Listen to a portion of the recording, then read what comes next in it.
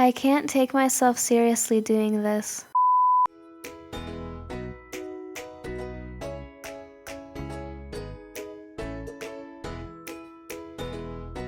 Hello everyone, welcome back to GuineaLove.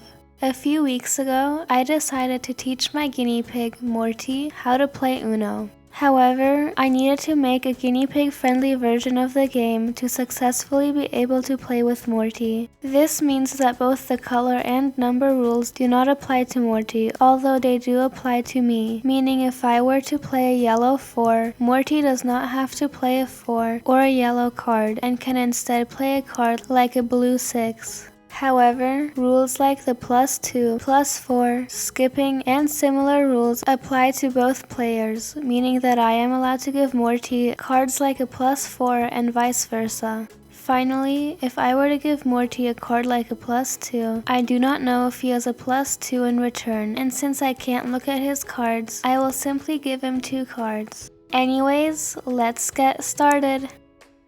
On day 1, I simply set up 5 cards on the floor and placed food on the cards so Morty would notice and get used to the cards.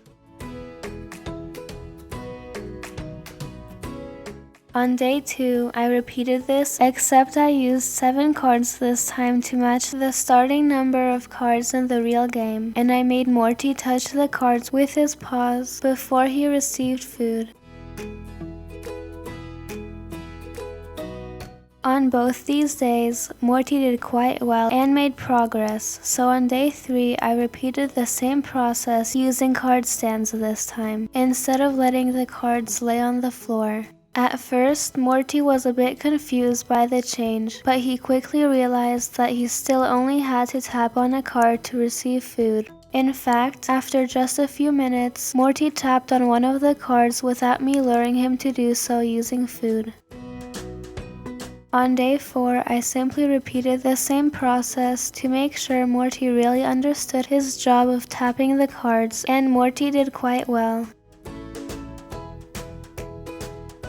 By day 5, Morty was able to pick cards without being lured to touch them using food. Therefore, I moved on to teaching Morty to pick random cards instead of picking the cards in line from right to left, which was what he was currently doing. A few small issues occurred, such as Morty becoming either confused or slightly annoyed, or him picking the card all the way on the right, and after I lured him towards the middle to choose a random card, he would walk back to the right to pick the next card in line. In addition, a few times Morty tapped the cards the wrong way, causing them to fall over, or he accidentally hit the cards with too much force, causing the card stand along with all the cards to topple over.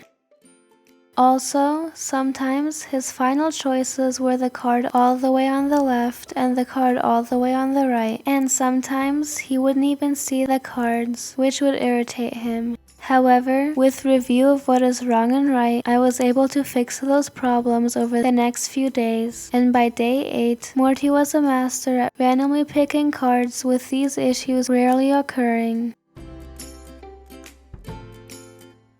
Therefore, on day 9, I taught Morty one of the final lessons before I could officially begin playing Uno with him. Instead of giving him food after each card he tapped, I started to only give him food after every second card and then every third card, so that the player wouldn't have to wait for him to eat after every of his moves.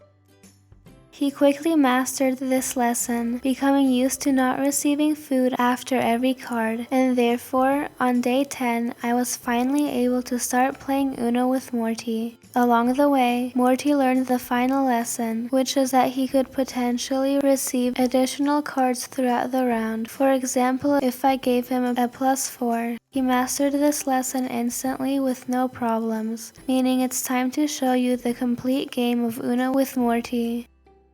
On day 11, we played 3 rounds. In the first round, Morty instantly gave me a +2 and then skipped me immediately afterwards, which was nice, I guess, and he ended up winning the round. In round 2, Morty once again gave me a +2 right at the start, but I did the same and then gave him a +4 as well. Despite his best efforts, Morty was not able to win that round. Finally, the third round had a similar beginning to the second round, and halfway through it seemed like Morty was going to lose. However, Morty chose great cards, skipping me and then giving me a +4, and therefore he ended up winning not only this round but the game as well that day.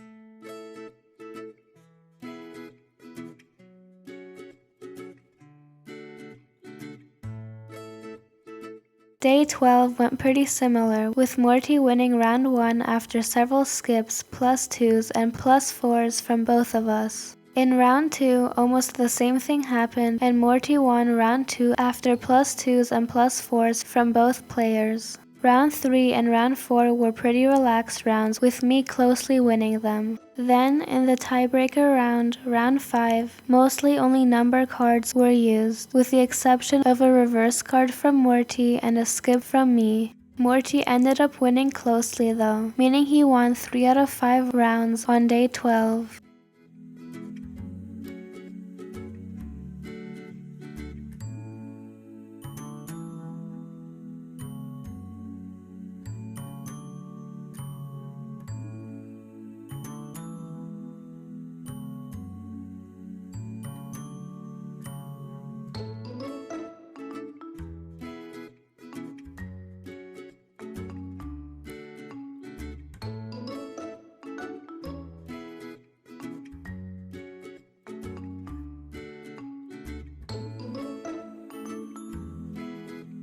Similar events happened in the last few games, with Morty winning 3 out of 4 rounds on day 13, 4 out of 6 rounds on day 14, 4 out of 5 rounds on day 15, and 2 out of 5 rounds on day 16. Anyways, that's all for now. I hope you enjoyed this video, and if you did, please leave a like, subscribe if you haven't already, and feel free to comment down below. Also, please let me know what other tricks you would like to see me teach Morty. Thank you for watching, have an amazing day, and I'll see you again next week. Bye!